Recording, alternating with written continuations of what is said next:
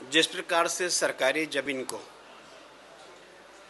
छत्तीसगढ़ में पूर्व सरकार के द्वारा अफरा तफरी की गई है और इसमें आज दो खसरा नंबर का मैंने उठाया था, एक 233/1 और 233/5, रकबा 3.203 हेक्टेयर अमलीडीह का मामला है। कीमती ज़मीन है। 9 करोड़ रुपए में उसके आवंटन की जो राशि और बाज़ार का जो वहाँ पर आज जो मूल्य है लगभग 1500 रुपये 1700 रुपये मीटर, उसके हिसाब से यदि आप लगाएंगे तो कम से कम में 29 करोड़ रुपए से 56 करोड़ रुपए तक की वो ज़मीन है। बाद में उसको निरस्त किया गया, लेकिन निरस्त करने का कारण जो बताना चाहिए ठीक ढंग से वो आया नहीं। एक्चुअल में जो अधिकारी जिस प्रकार से छत्तीसगढ़ में सरकारी ज़मीनों को जो लगे हुए हैं, पानी के भाव में जो मोल कर रहे हैं, ऐसे अधिकारियों के खिलाफ में कार्रवाई करनी चाहिए यदि छत्तीसगढ़ के ज़मीन को बचाना है तो।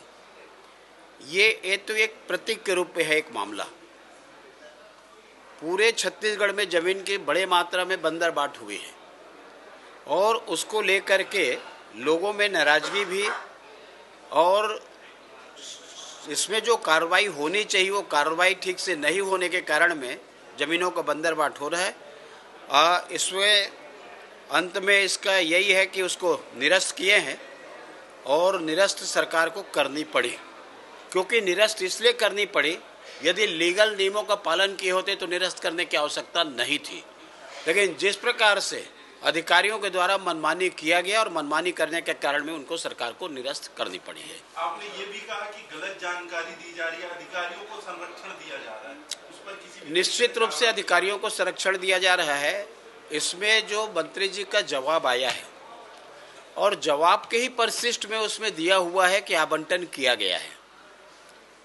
तो जब आवंटन किया गया, राशि ली गई और उसके बाद में पोल खुलने के बाद में सब कुछ हुआ है, तो इसका मतलब ये प्रमाणित हुआ और प्रमाणित होने के कारण में इसमें कहीं ना कहीं अनियमितता हुई है। इसके कारण में इनको निरस्त करने पड़ा है उनको।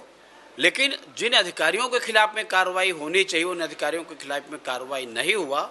यदि अधिकारियों के खिलाफ में कार्रवाई करेंगे तो मैं समझता हूं कि छत्तीसगढ़ के ज़मीनों को बचाया जा सकता है। ये सर्पदंश का भी एक मामला था, 100 करोड़ के अफरा-तफरी। देखिए, जो सर्पदंश का जो मामला है, यहाँ पर नागलोक के नाम से जसपुर, खास करके तपकरा का जो क्षेत्र है वो आइडेंटिफाई पहचान है, और पहचान होने के कारण में वहाँ पर जो उसके प्रकरण की जो संख्या देखेंगे तो बहुत कम है, लेकिन बिलासपुर में 400 से ऊपर प्रकरण आ गए जिसका मुआवजे की राशि उनको द्वारा वितरित की गई है।